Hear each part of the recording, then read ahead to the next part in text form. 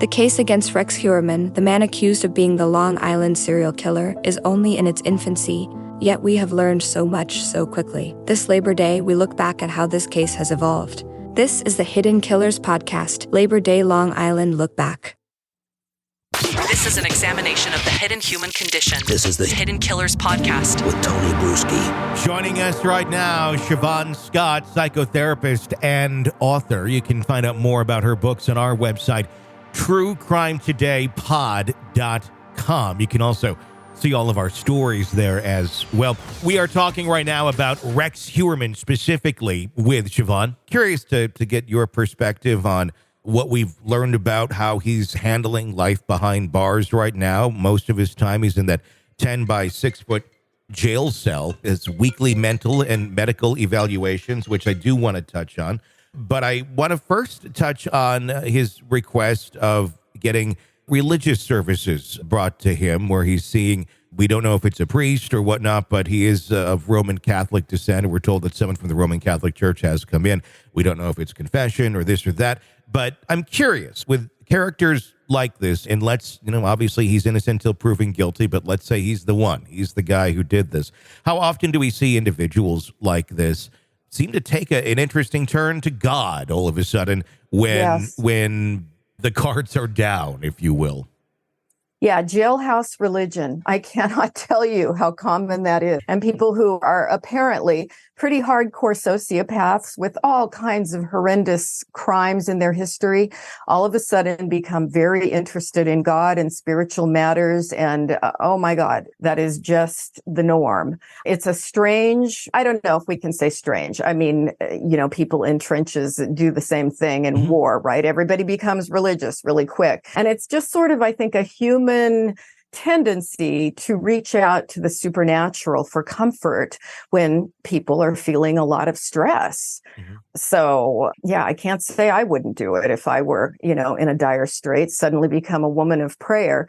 So it's a human coping mechanism. And I think one of the things that's so interesting about these people who behave as monsters so often, we sometimes think that everything about them is monstrous.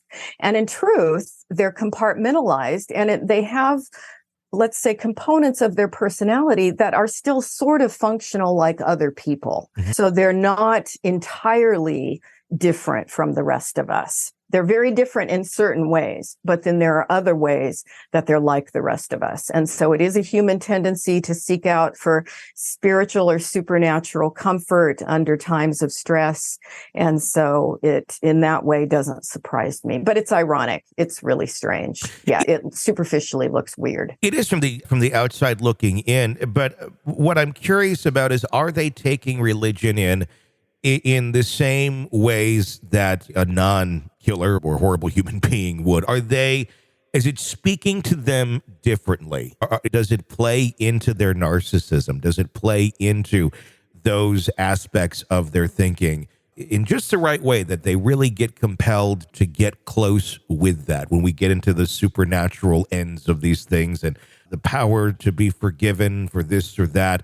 Others may be interpreting it one way. Do they interpret it differently because it exonerates their horrible behavior? And I guess in some ways would almost enable it if at the end of the day, if you can just ask for forgiveness and do whatever the hell you want. Yeah.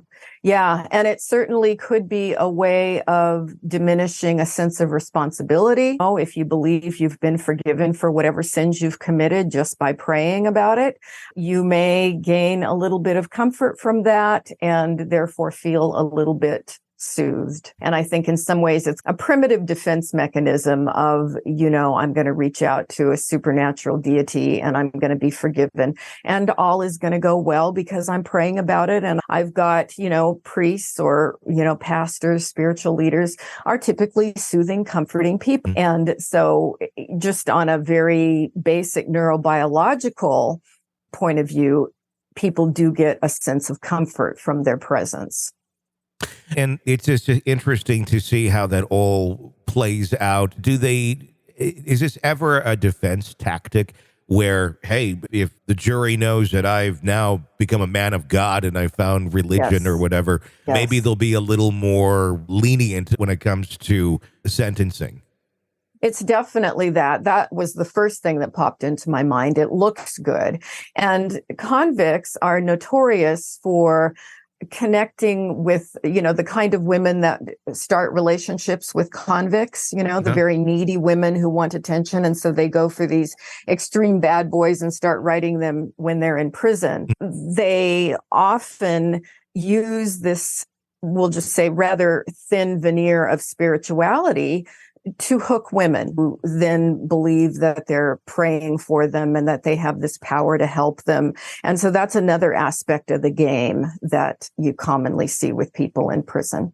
It's an interesting group of people because when you look at it, even take it outside of a prison setting, take it into just the world and a business world. I've seen so many times where a business will add some sort of religious aspect to their signage or to their logo or to their name or something. Yes. And it speaks to a certain level of the population that goes, well, that's wonderful. Look, they're good Christian people. I've seen so many of those businesses be I'm not saying all of them by any means. I'm sure there are just nice, good people, but I've seen many. I've interacted with some over the years where it's like, these are some of the most twisted, backwards ways of doing things.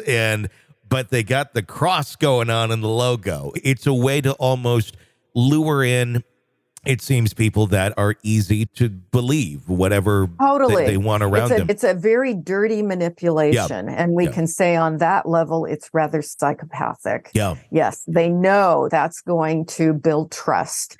And people will ask fewer questions if they believe that, we're talking to a person of God, so therefore it gives this veneer of righteousness to them. So it's a pretty dirty manipulation when it's done that way.